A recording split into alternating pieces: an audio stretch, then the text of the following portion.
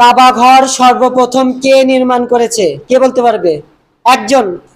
আর কে পারবে? তোমরা তো প্রায় 10-12 জন আছে, শুধুমাত্র একজন বলতে পারবে? আর কে পারবেন না? সাদিকুল পারবেন না? জি। শুধুমাত্র একজন, আপনার পারবেন না কেউ? একটু ভাবেন। কয়টা অপশন বলেন? হুম, একটা জানেন, বলেন কে? আরে হরজত বলতে পারবেন না, বলেন, আপনি বলেন। হরজত আদম আলাইহিস সালাম। হযরত আদম আলাইহিস সালাম। অ্যানসারটা কি হলো বলেন? সঠিক। সঠিক। আপনি তো জানেনই না। তাহলে সর্বপ্রথম কাবা ঘর কে তৈরি করেছেন? হযরতে আদম আলাইহিস আদম আলাইহিস সালাম। উনি আমাদের সর্বপ্রথম নবী। উনি কি? সর্বপ্রথম তো মানব জাতির মধ্যে সর্বপ্রথম তাকেই তৈরি করা হয়েছে। মানব জাতির মধ্যে সর্বপ্রথম কাকে সৃষ্টি করা হয়েছে?